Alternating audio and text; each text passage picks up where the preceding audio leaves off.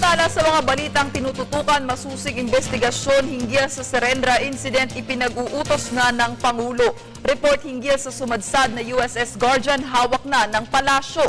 At Pangulo umaasang makukuha na ng NBI ang resulta sa investigasyon sa pagkamatay ng Taiwanese fisherman. Para sa kabuang ulat, balitaan mo kami, Elena Luna.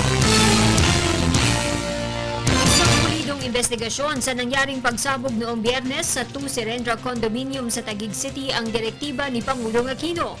Sinabi ng Pangulo na tanggap na niyang mali ang parating makikita ng mga kritiko sa kanilang ginagawa.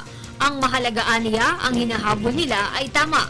So ang instructions sa kanila, starting from the time that I was there, ako nagtawag ng DPWH, ng NBI, ng Department of Science and Technology, and so many other agencies apart from the law enforcement entities, is to come out with definitive findings stand anybody's scrutiny. No? So, base yun siyempre sa ebidensya malilikom at sa maliwanag na pagtatakay ng circumstances at ebidensyang makikita natin dyan para malaman ang ano talaga nangyari dyan sa Serendra 29. Kasabay nito, ibinahagi ng Pangulo na natanggap na niya ang report ng investigasyon ng Philippine Coast Guard sa sumadsad na USS Guardian sa Tubataha Reef noong Enero. Noong isang linggo daw, isinumite sa kanya ang report. It's medyo thick volume. It's roughly about an inch thick, no?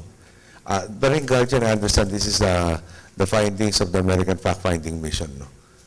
I have to go through it. It's, again, about an inch thick, full of nautical charts, amongst other things.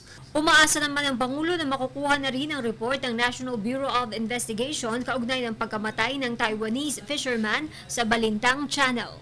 Yung sa NBI, as of last week, wala pa sa akin. Baka sometime this week. Para sa Telebisyon ng Bayan, Elena Luna.